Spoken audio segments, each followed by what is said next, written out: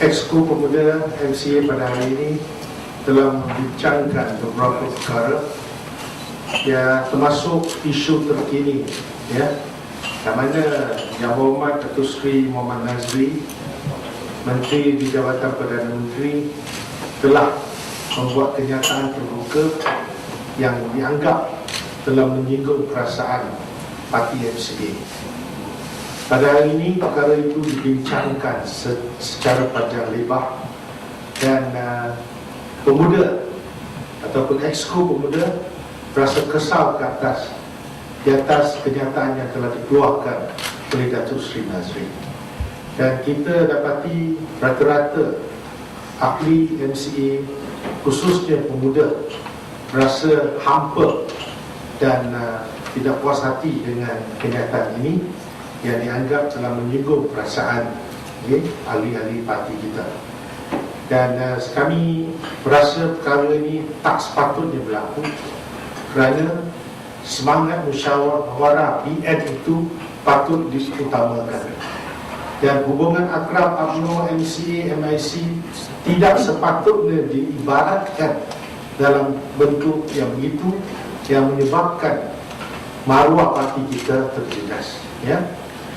Oleh itu kita telah mengambil keputusan pada hari ini untuk mendesak dan juga memberi amaran supaya perkara ini tidak lagi berulang dan tiada sebarang kenyataan lagi tentang perkara ini ya. Ini memang satu usul tegas daripada Exco Pemuda pada yang telah berbincang secara panjang lebar. Dan pada waktu yang sama, saya ingin menegaskan sekali lagi, Exco Pemuda berpendapat bahawa semua parti adalah penting untuk mendapat sokongan rakyat jelata. Tak ada kata soal siapa lebih penting, siapa tidak penting ya. Apa yang penting ialah kita mesti mendapat sokongan daripada segenap lapisan masyarakat.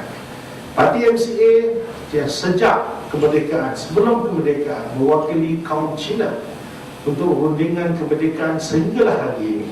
Kalau ada apa-apa masalah, keputusan dibuat oleh kerajaan, MCA lah pertama menjadi sasaran ataupun dijadikan tempat rujukan oleh masyarakat. Sebab itulah, tak kira sokongan padu ataupun merosot, kita tetap dengan pendirian kita, iaitu kita menyuarakan aspirasi masyarakat. Jadi saya rasa dalam soal ini patut kita perkukuhkan Barisan Nasional untuk berdepan dengan cabaran akan datang. Tidak guna kita bersengketa dalam bentuk ini dan menyebabkan kita hilang kepercayaan, kita hilang semangat persaudaraan antara kita, dan akhirnya mungkin prestasi kita akan terjejas menjelang Pilihan Raya yang ke-13. Jadi saya berharap perkara ini dapat dipandang serius oleh pucuk pimpinan dan pandangan yang amat berhormat Perdana Menteri tentang perkara ini, supaya dianya tidak sepatutnya berlaku kenyataan sebegini yang boleh menyinggung perasaan ya. Saya rasa yang penting kita kena bergerak ke hadapan demi kejayaan Barisan Nasional. MCA bertanding atas tiket BN. Kalaulah sesuatu perkara yang kita lakukan dalam Barisan Nasional tidak sempurna bagi sesuatu kaum, ianya adalah tanggungjawab bersama, bukan tanggungjawab satu parti ya. Dan kita mesti memenuhi aspirasi semua kaum dalam soal ini ya. Jadi saya rasa komponen parti di dalam Barisan Nasional ini berperanan untuk menyampaikan aspirasi masyarakat, dan setelah mendengar pandangan ini, BN kena membuat satu keputusan yang tepat dan memenuhi aspirasi masyarakat keseluruhan. Itu sangat penting. Okay? Dan kedua, pada hari ini juga Pemuda MCA telah membincangkan tentang pindaan Akta Hak Cipta yang akan dibawa ke Parlimen tidak lama lagi, setelah Biro Ahli-Waris Pengguna dan juga Biro Guaman. Pemuda MCA berbincang secara panjang lebar, meneliti klausa-klausa dalam pindaan ini. Kami mendapati ianya tidak menyeluruh, dan kita menyuruh kerajaan tarik balik dulu, kerana banyak perkara yang perlu diperhalusi atas dasar kita mahu ketulusan yang lebih tinggi, apa juga peruntukan yang tidak jelas, termasuklah mereka yang memiliki hak cipta ini kena secara telus memaparkan senarai lagu yang mereka ada, siapa mereka wakili.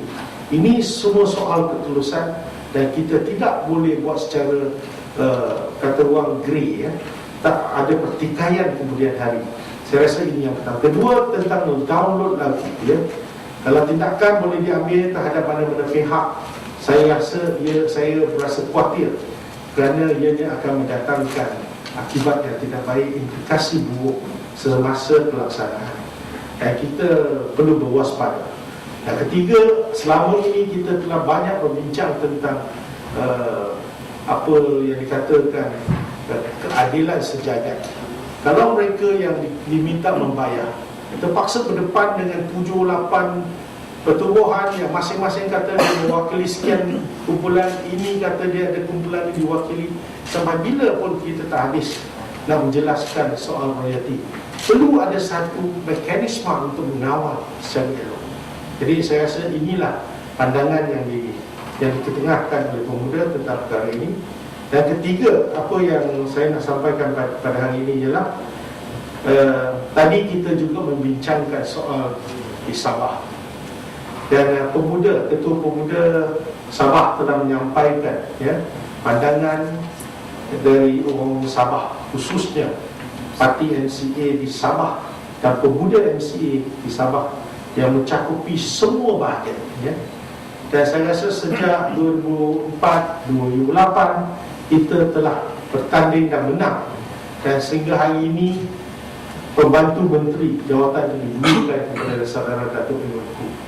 Tapi setelah mendengar situasi politik di Sabah, MCA Sabah dan pemuda khususnya berasa amat sedih. Kerana kalau seseorang bertanding atas parti yang lain, melompat ke parti yang lain, dan satu parti komponen BN dapat 3 kerusi disebabkan ada orang yang melompat, tiba-tiba 2 pula menteri, ya, di dalam kabinet Sabah, dan ini memang menghampakan di peringkat akar umbi lah bagi MCA. Dan kita memandang serius tentang perkara ini, dan mereka juga berasa begitu hampa kerana sehingga hari ini MCA masih tidak berganjak, masih lagi pembantu menteri. Dan orang yang tak bertanding, parti yang tak pernah bertanding, tak ada nama sebelum ini, tiba-tiba menjadi kuasa yang besar di dalam kabinet Sabah.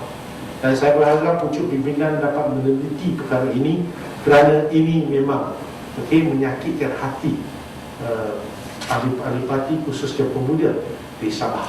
Saya di sini mewakili rakan-rakan Exco Pemuda menyampaikan ketidakpuasan ini, dan perlulah kita melakukan sesuatu supaya jangan seseorang itu dapat mengekalkan jawatan menteri selepas melompat. Kalau macam itu semua melompat untuk mengekalkan jawatan, ya, itu satu presiden yang tidak baik. Okey, dan tak pernah tanding parti tiba-tiba dapat berapa kursi, terus 2 jawatan menteri dalam kabinet. Bayangkanlah, ya, keluhan yang ada pada ahli parti. Dan satu perkara lagi yang ingin saya umumkan di sini ialah kita telah mengadakan ceramah, ya, kaunseling kepada pelajar-pelajar SPM, STPM, dan SPM masih lagi berlangsung. Dan kita jangkakan kerana kita dah tamat untuk program SPM, seperti tahun lalu kita ada penyertaan tak kurang daripada 10,000 orang, dan kali ini pun kita jangkakan jumlahnya akan meningkat juga, ya. Dan dari jumlah ini kita dapati banyak soal ataupun tanda tanya, soalan yang dikemukakan oleh pelajar-pelajar lepasan SPM dan STPM. Dan lantaran itu kita menyambut baik BN Youth, ya, mengadakan Yes Foundation untuk semua pelajar. Dan pada waktu yang sama juga pemuda MCA yang merupakan pioneer dalam soal outreach program ini, kita juga telah dihubungi oleh pihak college, ya, dan pemuda MCA, biro pendidikan kita juga dalam tempoh terdekat akan mendapatkan pledge atau janji 10 juta ya, dari IPTS untuk memberi beasiswa kepada mereka yang memerlukan. Satu jawatankuasa akan ditubuhkan mengenai kriteria siapa yang akan patut diberi, dan kita sedang berbincang dengan IPTS berkenaan.